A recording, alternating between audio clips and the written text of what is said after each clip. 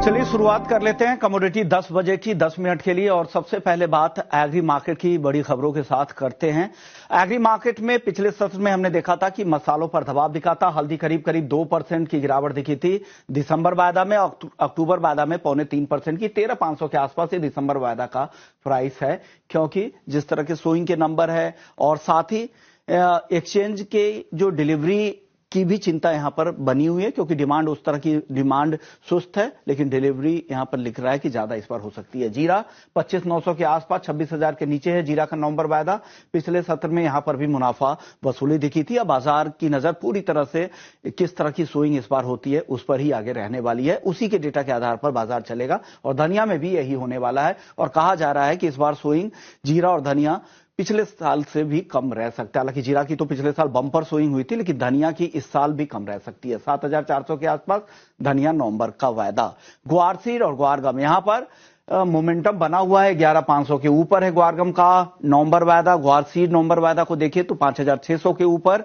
जो अराइवल्स के नंबर हैं वो पिछले साल से कम नजर आ रहे हैं। ये एक चिंता लग रही है कि किस तरह के उत्पादन रह सकते हैं। हालांकि क्लैरिटी अभी भी बाजार में नहीं है। कैस्टर सीड अच्छी तेजी के बाद अब कंसोलिडेशन दिखा रहा है। यहां पर 6,850 के आसपास है। सीमित दायरे में कह सकते हैं। अब 2-4 सत्रों से यहां पर कारोबार हो रहा है। कैस्टर सीड के बाद अगला काउंटर होगा क्रूड सनफ्लावर ऑयल का, जहां पर 1,210 के आसपास है। लगातार यहां पर अब तेजी दिख रही है। करीब करीब आप देखें तो 1-1.5 महीने में 400 रुपए की तेजी क्रूड सनफ्लावर ऑयल के वायदा में आ चुका है। अगला काउंटर होगा कपास का। यहां पर हल्की तेजी दिखी थी पिछले सत्र में। आइस कॉटन 72 सेंट के आसपास ट्रेड कर रहा है, लेकिन कपास का काफी समय से सीमित दायरे में है। दिसंबर का वायदा 2,950 रुपए के ऊपर कारोबार कर रहा है। आखिरी काउंटर है कॉटन वॉश ऑयल का, जो 1,170 के आसपास है।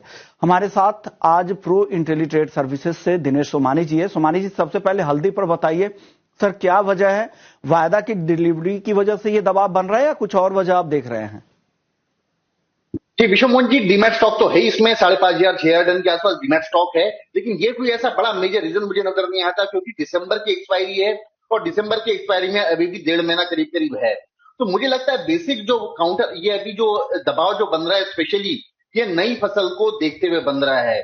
जो सोइंग 30-35% बढ़कर है और फसल में कोई ऐसा विशेष अभी नुकसान कहीं जताया नहीं जा रहा है, और इसी के चलते जो है बाजार में लेवाली थोड़ी सी रुकी हुई है और स्टॉकिस्ट जो है वो अपना माल हल्का करना चाह रहा है। यही मुख्य कारण है जो 13,500 के आसपास ही आकर रुक गया है। बट मुझे लगता है कि 13,500 5,500 के आसपास दिसंबर वायदा में एक सपोर्ट जोन है, यहां से कुछ खरीदारी निकल कर आ सकती है। दोबारा 14,000 14,200 के लेवल हमें देखने मिल सकते हैं। ओके, जीरा और धनिया ये दोनों कैसा दिख रहा है आपको सर? कि 11-12 हजार बोरी की अराइवल जीरे में आज भी है, लेकिन सोइंग आने वाले समय में इन दोनों काउंटर्स में घटकर आने की पूरी पूरी संभावना है। जो भी 5-10% घटकर आएगी प्राइजेस को यहां इस तौर पर निश्चित तौर से सपोर्ट करेगी। मुझे लगता है नवंबर कॉन्ट्रैक्ट जीरे का 25,550 के आसपास एक बार खरीदारी का अवसर दे सकता है। 26,250 के टारगेट हमें देखने मिल सकते हैं। 25,000 के नीचे जाता हुआ नजर नहीं आता है। वहीं अगर मैं धनिया की बात करूं तो मुझे लगता है कि 7320-40 के लेवल्स नवंबर कॉन्ट्रैक्ट में लेने के अच्छे भाव है। 7550 के लेवल्स हमें देखने मिल सकते हैं। 7200 के नीचे का इसमें स्टॉप लॉस मेंटेन किया जा सकता है। ओके, ग्वार में बताइए सर, क्या व्यू है आपका? क्या खबर है आपके पास ग्वार को लेकर?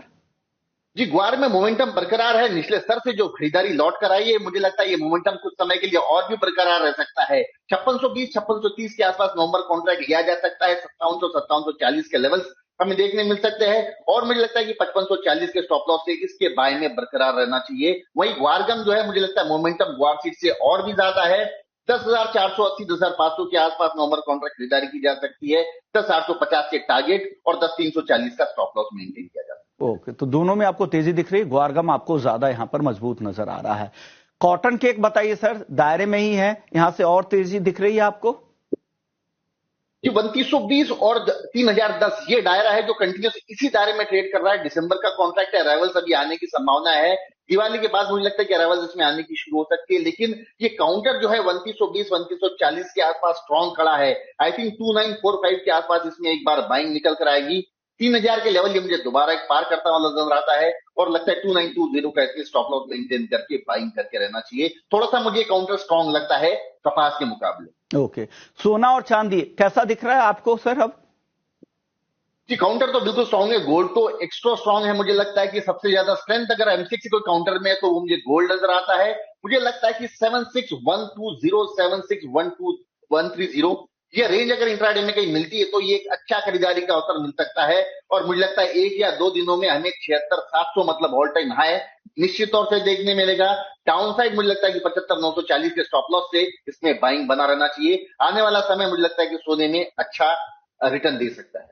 ओके सर, क्रूड और मेटल पे अपनी कॉल बता दीजिए, वक्त कम है सर, 30 सेकंड में जी बता बिल्कुल, दीजिएगा दोनों ये क्रूड मैं कहूंगा कि 6270 के आसपास बाय करना चाहिए। 6360 6420 का टारगेट और 6200 का स्टॉप लॉस मेंटेन करना चाहिए। अगर बेस मेटल्स की बात करूं तो मुझे जिंक बहुत ज्यादा स्ट्रांग लगता है। 285 के अराउंड बाय करना चाहिए। 289 टू 94 के लक्ष्य, 280 250 का स्टॉप लॉस मेंटेन करना चाहिए। ओके, तो क्रूड और यहां पर जिंक आपको पसंद आ रहा है, हालांकि कॉपर भी आपके टॉपिक में शामिल है जहां बाइंग की सलाह आप दे रहे हैं। शुक्रिया सोमानी जी, आपने वक्त निकाला, एग्री नॉन एग्री मार्केट में फटाफट से हमारे दर्शकों को पूरी राय बता दी।